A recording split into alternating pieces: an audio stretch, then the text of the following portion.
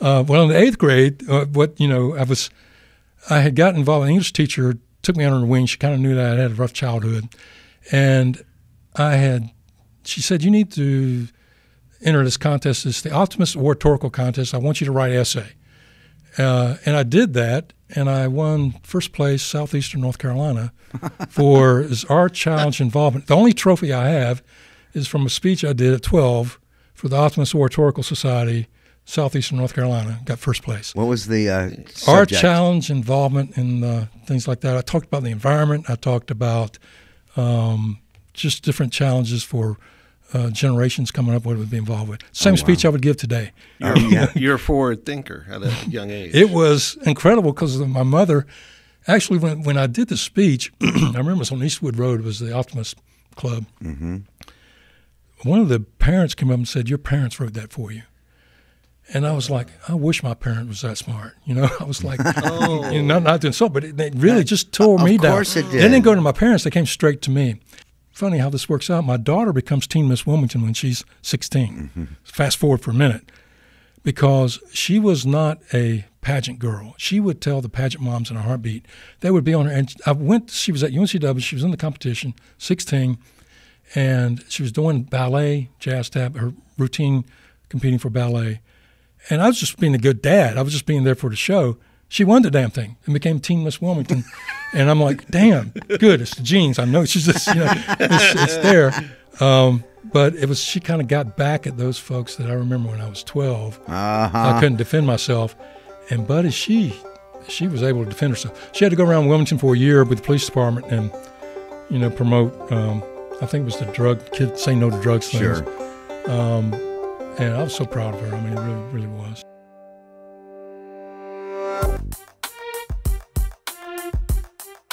I wasn't briefed properly on this subject.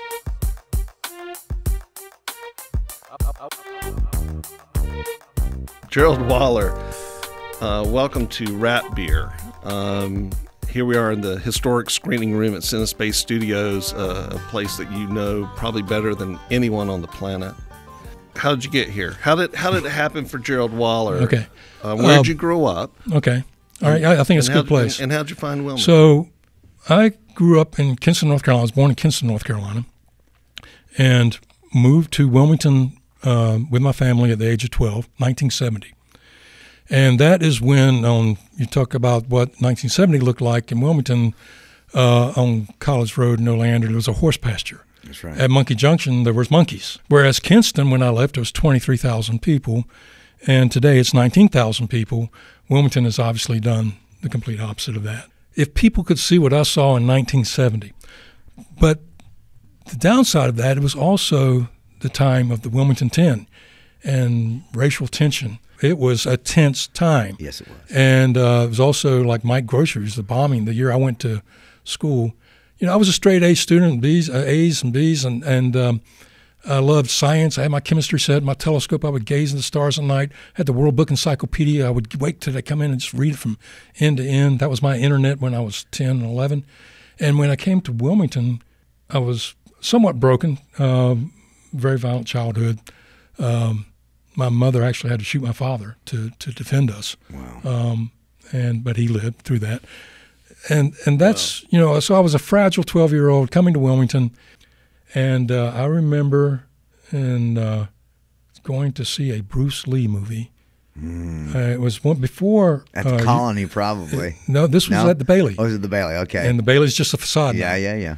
Wow. And I was totally blown away by Bruce Lee. Now, this was before Enter the Dragon. And I said, I'm going to do that. I want to be Bruce Lee. That was my hero. Obviously, it was the 70s in Wilmington. I felt out of place, but I felt good with my posse. Then what happened, unfortunately, my girlfriend, I was very active, got pregnant at 15, and I got my daughter and my first car the same week when I was 16. Oh, my God. 1974. Wow. So I went to work full-time when I was 15. For the future father-in-law, mandatory. But I was happy to. I was like, come from a broken family. I want to create my own family. I want to do my own thing. I want to get my head on straight. I already had a couple of my friends gone to juvie. One committed suicide.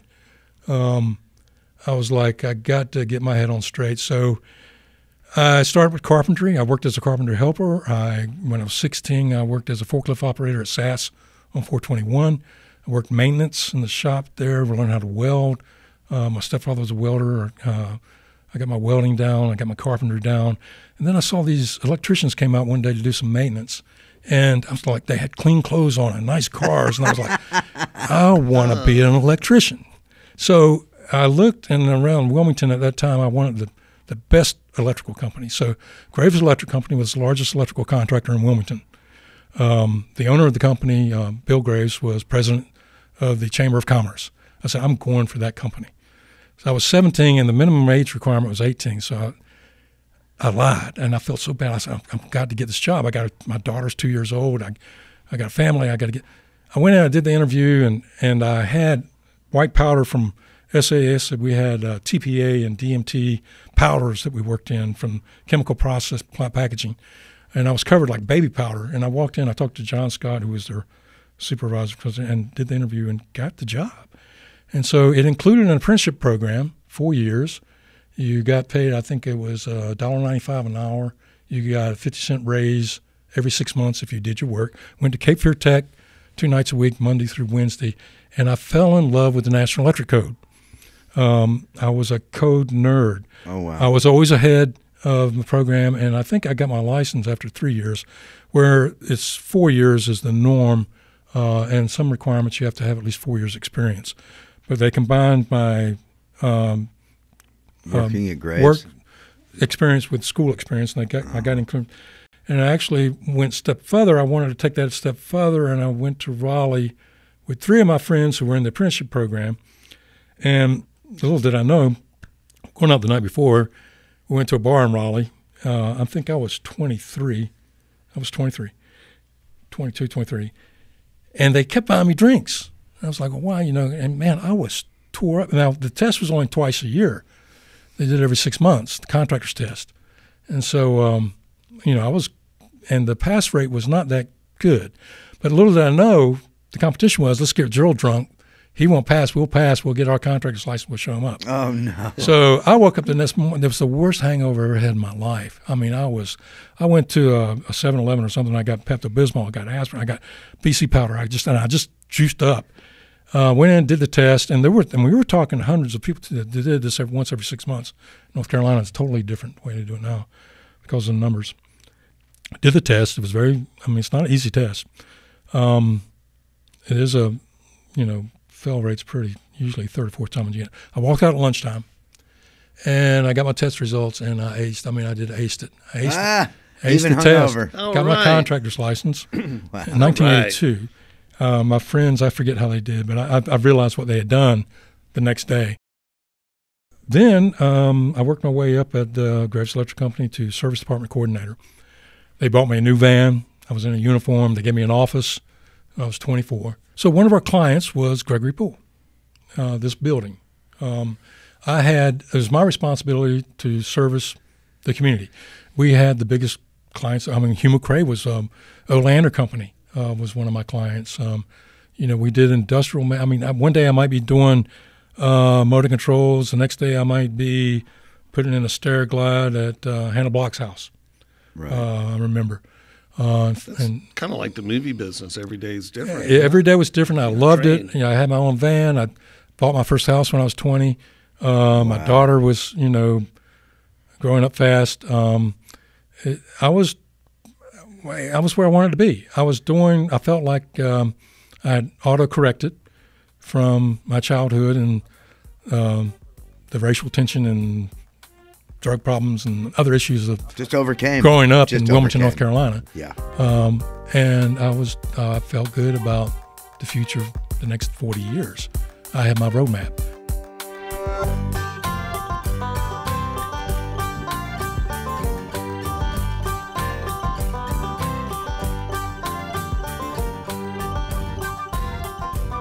We got the phone call, and they said, Gerald, you need to go out to the old Gregory Poole building. There's a movie out there, and they need some more power. So I said, okay, I'll go take a look at them. And I came out here, and the electrical service for this building is on this side in a closet. And at the time, I think it was a 400 amp. So I started talking to people, and it was Jeff Slaughter, I think, was one of my initial contacts. And I said, well, what are you doing? What do you need? Nobody had any information. They didn't know what they needed. Usually when you're looking at service size and what you want, you look at your load, and you calculate your load. You total up your load, your wattage, you divide it by your voltage, you get your amperage, and then you figure out your service size. Nobody can give me anything. So, but I was pretty good when I got into this kind of situation, because the typical service call was like that. People, they'd call you, but they wouldn't know what they wanted or what they needed. They just know something's not working or we need this. So I said, well, I'm going to put a 1200 amp service in, 3-phase, square D, top of the line, switchboard, and see if they balk. So that was the square D's I-line system is the Cadillac. Is it still? Even today. It's probably in their stages now. I did all those stages with Cadillacs. So they're 40 years old. So anyway, they didn't balk. I'm like, oh, good. I got a good client here. I got some good stuff going on, this movie stuff. So then it worked on one thing and another. At the same time that was happening, the company, the owner of the company, Bill Graves, was still involved in Chamber of Commerce. He was Mr. Wilmington. Business Wilmington. I thought I had got a lot to learn from this guy. He got snapped for bid rigging on federal jobs, government jobs. And it was like, oh, my God. I mean, it was like heart-wrenching to me, because he was, I don't know, I looked up to him. I had a lot of role models and electricians that I was the kid, and they all took me under their wing. But he was like, that's what I aspire to be. By the time I'm 30, I want to be Bill Graves. I want my own company. So that's what happened. So at the same time, it looks like this thing on 23rd Street was getting serious, and they kept asking for more stuff. And I believe it was Jeff asked me if I was interested in working in the film. I was like, no, not really. I mean, I felt like I had my next 40 years lined up. Yeah. And we had a number of conversations. I don't know, eventually I wound up here. And it started in this building, and it was so crazy, because you had Firestarter, and then post-Firestarter, it was Dino walking in and saying, well, let's put here. There was no plans. There was no blueprint for this. There was no electrical engineering drawings. There was no, this is what we want. You take care of it. And for me, it was like, provide the electrons. Yeah. So I'm going to provide the electrons to. And nobody ever had answers about anything when it came to load calculations or, so I did a couple of things. One, I saw right away that this was going to get big fast, and it did, obviously. And that's where the baptism by fire starts. So I knew before I got too deep, I went to Raleigh, and I asked for a meeting with the chief electrical examiner in Raleigh, because my contractor's license, when I got the license, the test was the same at the time, but I was limited to $10,000 per job. But there was a loophole I could get around. But I already had some of my ex-coworkers reporting me to the examiner's office for now doing job bigger than $10,000, blah, blah, blah. But the loophole is that if you're a qualified individual, which I was licensed, and you're an employee of, which was North Carolina Film Corporation, then you can do $1 million job. There's no limitation to your license. You have the qualifications. The insurance and bonding is from the employer. Right. So I made the deal. I didn't make the deal. That's the deal that worked out with the chief electrical examiner. And I tried to explain to him what I knew so far, that I would be doing sound stages. I would be designing the electrical systems for the design. I would submit the drawings to the local inspection department. I would get the permits. I would hire the labor. I would supervise the labor. At the same time, it was like, okay, lighting, the sets, the power for the sets, because we had all this equipment coming from Mexico, from Italy, the Dino lights, the 4-aught cable, the 2-aught. I got pictures of just piled up 8 foot high, and it scared the hell out of me because two things. None of it was UL listed, and the code is very specific about even beyond construction. It has to be listed. UL listed, stamped, listed, and approved for the purpose by the local inspection authority. So here I have all this coming in. I'm looking at a piece of the 4/0, and the extruding on the insulation is thinner on one side than the other. And the connectors are they tie on lugs. They're using wood boxes with rubber flaps to tie in these 200 amp cables to a copper bus bar, which I knew if an inspector saw it would just, I would lose my license. I absolutely remember those boxes. I do too. It's funny. I was just going to say that. I remember them too. And I didn't know anything about electricity, so it was just like, oh, that's interesting. Well, I had a twofold path now, and this was in 1984. Right. I mean, this all starts at the same time. It's not, you're not starting to go at one place and do the buildings, then do the distribution. It was like, no, we need distribution now before you get the buildings. And we actually had lights up before they had the sheet metal on in the framing of the. But I was fortunate. I hired Billy Hendricks. I hired Tommy Sullivan. I hired Dale Robinson. I needed some good guys. And look at Tommy Sullivan and Billy Hendricks today. And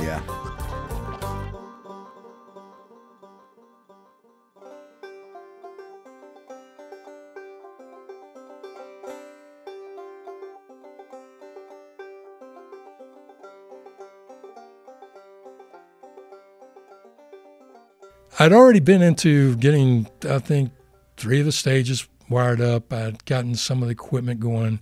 I'd met with Jock Brandis, and we talked about, he gave me what film savvy he had coming from the freelance side. But, you know, he was the freelance. He wasn't, you know, the code side. I flew out to L.A. Martha, I said, Martha, I got to go to L.A. and look at some other studios. I did that, and, man, I was disappointed because they were way behind what North Carolina has the strictest codes, electrical codes in the country. Is that right? In 1983. I had no idea. And I evidently in California they were grandfathered in with a lot of their distribution and just in general. As, if I may, as was the industry. Yes. You know, you have 3rd and 4th generation, you know, families, and their standards were just, that's just the way we That's why Dad did it. Right. That's the way we do it. That's it. And there was these walls that would keep, you know, there was the inspection departments and whatever at the time would stay arm's length. The studios had the liability. They had the insurance. You know, if you screw up, it's you. It's on you. It's not us. It's you. If you're not complying with National Electric Code, that's you. So, and that's what I found out later. But I came back home and a little depressed because I didn't have any drawings for the stages. I didn't have any engineering. I got stuff from Jock that I kind of, this is how it worked. This is what you know. So I got some of the feel of what it should be on the set and kind of distribution that was being used. But again, none of that would be suitable going forward for the magnitude of what we were going to need to do. Right. So I just kept on with my research and would stay in communication with the examiner's office in Raleigh and came up with Camelot system would be USUL listed. They would recognize it, union cable, union plugs, different plugs, things like that. Dino lights, everything would have to be rewired. It was all wired 220. I would have to get everything wired for, you know, conform with U.S. standards. Mm-hmm. A lot of the cable would have to go. We would sneak it around, use it. You know, I would go through and feel what was safe. But I got nervous as hell when I would see somebody standing on 4/0 on the stage, and I was like, eventually got rid of all of it. Got in proper entertainment cable as time went on. But I was also limited by budget. You know, there was things that I wanted that I knew would be better, like bus duct system on the sound stages, where instead of have cable running from 100 feet, you would have bus duct, copper bus duct run along the wall. Then you plug in a 200 amp disconnect, and then you could run tails out of that, and you'd be closer to your set. Any wall. Any wall. So I priced that. I was going to do that. I got my switch gear approved, and I started telling Martha and Dino. I was reporting to Martha at that time, telling them how much money, and they were like, "No, you can't do that." No. Oh, wow. So I'm like, okay, well, let me go back to the drawing board. So then I came out, well, the only thing I can do is tap boxes. Mm-hmm. Now I'll have to put in tap boxes every few feet, 25, 50 feet. I turned that budget in. And at the time, 1984, Jeff Slaughter and I had both bought 128K Macintosh computers. Oh, wow. We were the only 2 computers on the lot. Wow. So Heather McIntosh, it was the accountants, everybody. Jeff and I were the only 2 that had. So I was doing my drawings in McDraw. on this 9-inch monochrome 128K Mac computer. And I was submitting those. I was sending those to the state. I was sending it to Martha, and it was nice and neat. You know, I took my time. Oh, yeah. You know, at night I would draw my plans and drawings, but I'd do it on McDraw. I would take FileMaker Pro, and I created an inventory system for the stuff that was coming in for eventually for what would be lighting the grip. So I created an inventory system for the equipment that was coming in. Wow. And then obviously McWrite was my word processor. I didn't turn anything handwritten. I typed up, you know, word processed everything.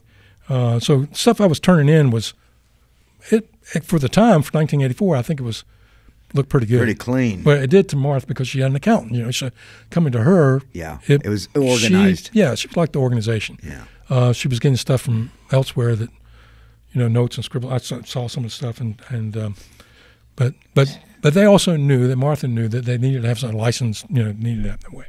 And I knew that it needed to be a marriage of the clans, so to speak. We needed the licensed practical side electricians to marry up with the lighting guys like Jock Brandes and who knew the lights, were lighting technicians, but would never be able to get a final inspection on an electrical job. Right. And they were called electricians. That bothered me a little bit initially because I thought, well, they should be called lighting technicians, not electricians, because, fair. you know, Fair. I didn't meet any electrician the first year that knew what Ohm's law was. Yeah. You know, they weren't calculating their loads. They weren't, again, I had to figure that out. So a lot of it was a stab in the dark. It was doing whatever. I had tremendous respect for everyone. But I learned a big lesson on Year of the Dragon. I got called to set. And they said, Michael Cimino wants to see you. And so I forget who escorted, and I think Fred Caruso, I knew at the time, Elliot, we'd had a relationship. Elliot Schick was always nervous because he thought I was too young to be doing all this stuff. He was like, you know what we need? You know, when we were talking about backlot power. And I said, yeah, I'm going to give you 9,600 amps. You haven't given me anything. I don't know what you haven't given me anything to figure load calculations, but I'm going to give you 9,600 amps. And if you need more than that, you can get generators. And it turned out, you know, my calculations were, I didn't have anything. I said 9,600 amps was better than nothing. It's a bunch of electric vans coming in, 50-foot electric vans. You don't know what's on them. No, you don't know what's going to get plugged in. No, there's not a meter on the sides. But the electricians at that time, lighting guys, hooking it up, they didn't know what it was. They knew this is a 1,000-watt lamp. They couldn't tell you how many amps was running through that cable going to the generator or to... Right. So it drove me nuts. So anyway, the lesson from me, Michael Cimino. 2 guys in raincoats, jackets, long jackets, a foot shorter than me. New York heavy accidents. Meet me. They were ADs. And we were on Market Street, the Presbyterian Church, 15th and Market. Stone. There was a funeral scene in there. And there was 300 extras at least in there. And I walk in, and Michael Cimino's at camera. I walk down. I'm like, just want to thank me for something. So I get up to Michael, and he's like, what the fuck and fucking this? Can I say fuck? Yeah. Okay. Oh, yeah. So fuck, motherfucker, papa. I mean, and he's yelling and screaming at me. He's like turning, and he's a little guy, and I'm thinking, I'm going to kick his ass when I get there. Yeah. I'm walking down the aisle of the church, and I'm like, but then I saw the 300 extra. I'm like, and I'm thinking, these are my Wilmington people. These are my people. Yeah. You're disrespecting this church. You're disrespecting these people. And I was going to grab him. I was literally going to, because he was yelling from across the church at me. And I was like, you motherfucker, into my head. Yeah. I was having these conversations. Yeah. But at the same time, I knew I got to be cool. Because I already knew that Cimino was, I already knew what he was. I didn't have the internet, but I knew what Cimino was already. So I got to Cimino, and he's still yelling at me, looking. I mean, I'm like, very cool. And he says, these Dino lights, my guys keep saying they keep blowing lamps. He's like, you got this shit equipment. He's like, motherfucker. I said, Michael, I'll look into it. I'll see what's going on. Well, before I even got back to the studio, and I don't know how I've talked, because we had pagers, and I had a guy that was on the crew, and it was an English crew, lighting gaffer, best boy. They were taking the Dino lights, and I had made it very clear as I was rebuilding those from what they were. You had black, red, blue, white, green. Mm-hmm. You had 120 volts on the black, 120 volts on the red, 120 volts on the blue, neutral. And ground. They were connecting the lamps, 120-volt lamps, okay? United States, 120-volt lamps. You have 4 lamps in a row on the Dino light, or was it 3, 4? It was and then I had it split yeah. between the 3 phases. So you'd have a balanced phase load coming off of that light, right? You want to have a balanced load That's right. on your lighting as best you can. So I ran 3 phases. What they were doing, they were taking the black and the white and connecting them. They were making the neutral hot. So they were connecting 220 volts to the lamps. Because where are they from? They're 220 volts. England's 220 volts. Oh, this and is they British. were blowing the shit out of the lamps. They just kept doing it. So at that point, I came in and I said, Gerald, you need to go see Dino. Dino wants to see you. I'm like, fuck me, I ain't been here a year. Yeah, so when God calls. And I got to go see the Tasmanian Devil. By that time, Daniel and I were calling Dino the Tasmanian Devil because all we would hear was like, and you would see people quaking and shaking in the couch waiting to see him for 4 hours. And he'd come in, 7 o'clock in the morning and fire somebody, a painter or some poor victim, would get thrown off. I'm like, fuck. Well, it is what it is. Yeah. I'm not too crazy about this business anyway right now. So I've dealt with Michael Cimino. Let me go deal with Dino. And I go in, and Martha's with me. And Dino's, Gerald, what's going on?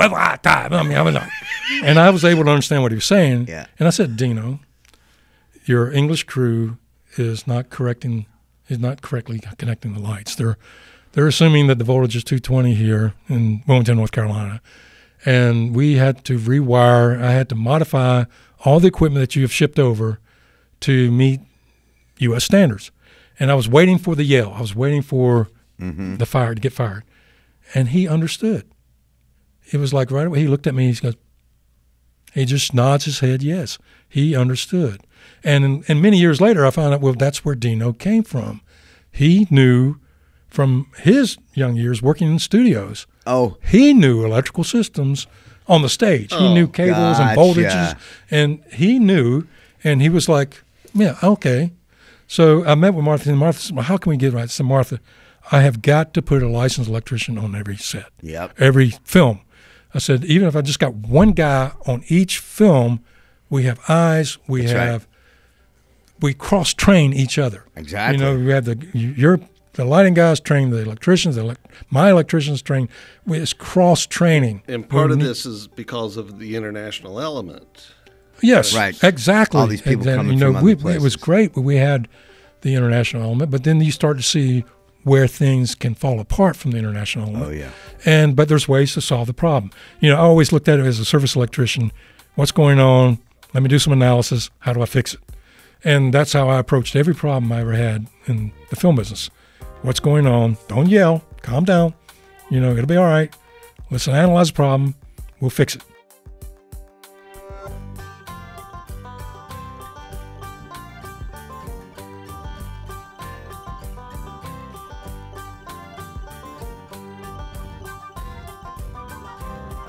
Well, you think of what this facility would be like without the electrons. We took the electrons, we had to move them, but we had to do it legally. We had to do it in compliance with. Right. And I think so many people assumed that North Carolina was exempt. And again, we were not exempt from any of the standards. North Carolina was amongst the strictest in the country. So it was amazing to me what I dealt with, even after I was in it 10 years, that we would have scouts, and they expected to see Andy Griffin and Opie at the front door when they came to do their scout. And far from it. I mean, if they hadn't been here before, they didn't know. So they didn't know what they didn't know. But initially in 1983, there was a lot of that. Well, we're going to go to North Carolina and we're going to get away with everything. Right, because it's a location. We're going to be gone. Yep. Yep, burn the bridges. That's right. We're not going to cross it again. That's right. And we had to look at that, Martha and obviously and Dino, looking at it both ways, which is another, so many great stories that come from that. But that is one of the most important stories that establishes this place as a studio.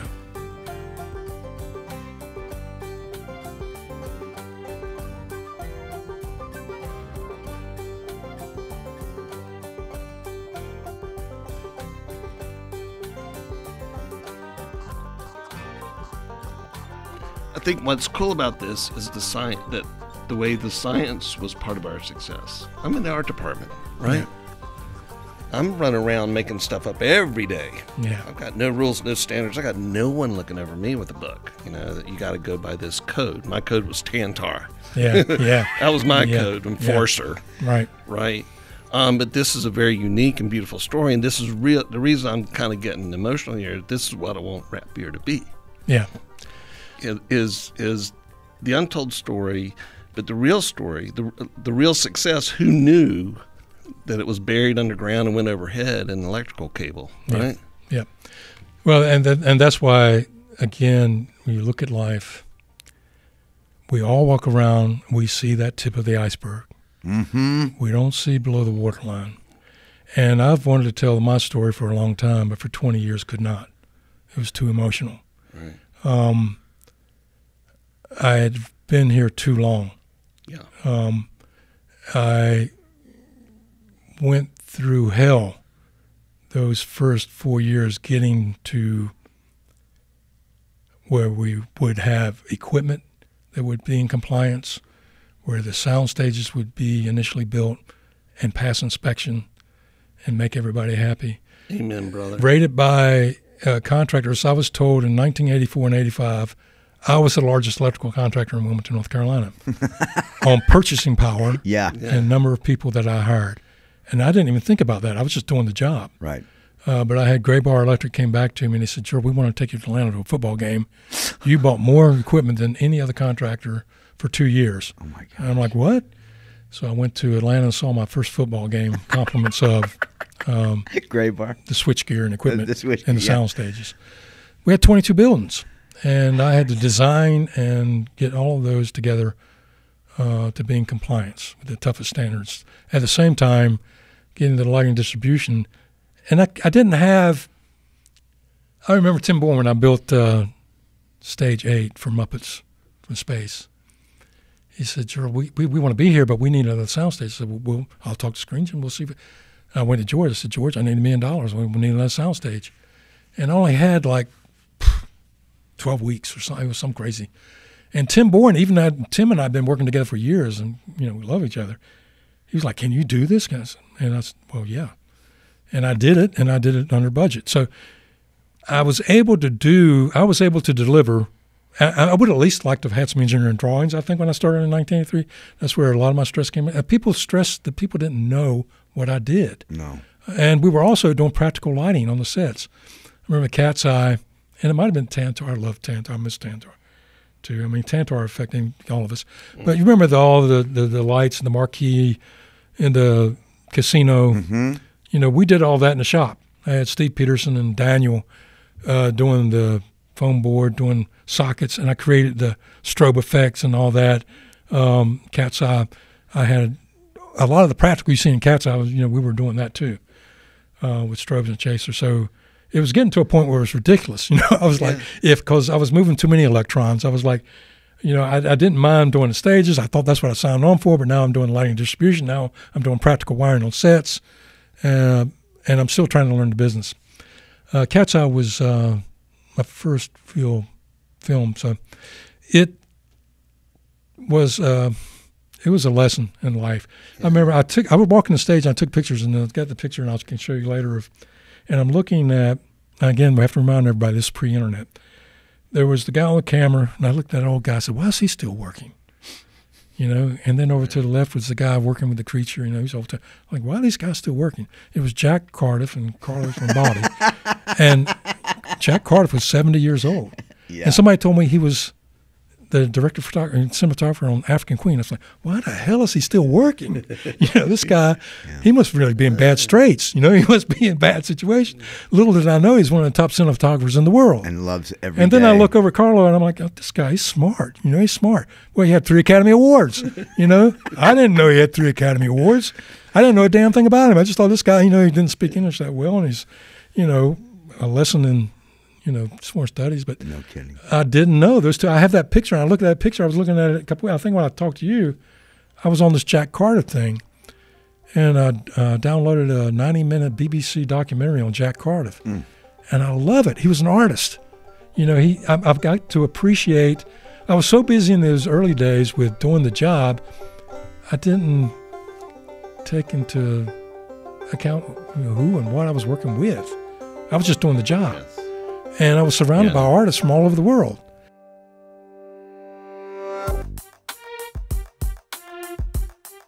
I wasn't briefed properly on the subject.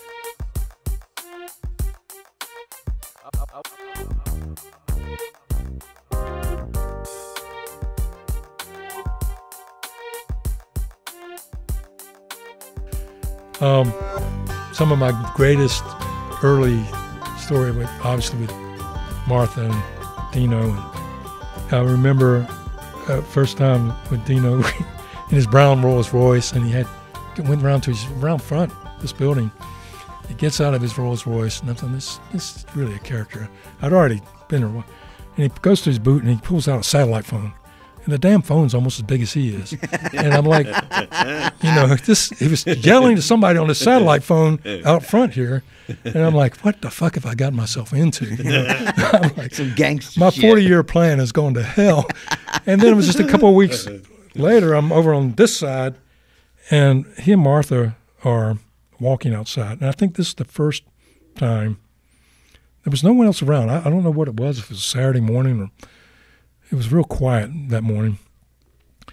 And Martha, who I had a crush on, our birthday were 2 days apart. We were both cancers. I felt like we were made for each other. But she was just her brilliance, so smart. I just loved everything about her. I would be in her office and we'd be talking, and Dino would give it about 10 minutes and, Martha! Martha! Yeah. And I'm like, oh. And then she would get up. He wouldn't say what he wanted. He would just, Martha! Yeah. He would get the Marthas until she got up and went to, and she would give me this look like, we're trying to, talk about business, right? And it's Martha. So, but anyway, they were over on this side, and they were walking together, and they were looking down the lot where stage 2 and 3 were. Construction was going on, and they were laughing, and they were embracing each other, and Martha was looking down at him, and I thought, that cute little man's 2 years younger than what I am right now. Yeah. Back then. Yeah. But Martha was 29, Dino was 63, 64 by then. I saw love between this man and woman 30 years apart. Plus, that was genuine. And I thought to myself, okay, I'll take that. So then, a few weeks later, months probably, we were down at 18 East Asheville Street where the house was being built. And they were renting the house across the street as the house was being built. And we had a meeting with George Alcina, the architect for the beach house. And I think Jeff was there doing the construction side. I was give Gerald another job. Let him do the electrical on the beach house for international film. I said, oh, sure, why not? Just fuck me again. Okay. So just let me bend over. So I put an electrician on that. And, of course, I didn't have any drawings. I worked with George Alcina to design the electrical for the beach house. But anyway, we're in there, and Dino's in shorts. George, I forget who all was there. We had the plans drawn out, laid on the table. And Dino had a little telescope, and he was peering down at what I thought he was looking at the ocean. And so Martha kept trying to get him to come to the table so we could talk about the blueprints and the project.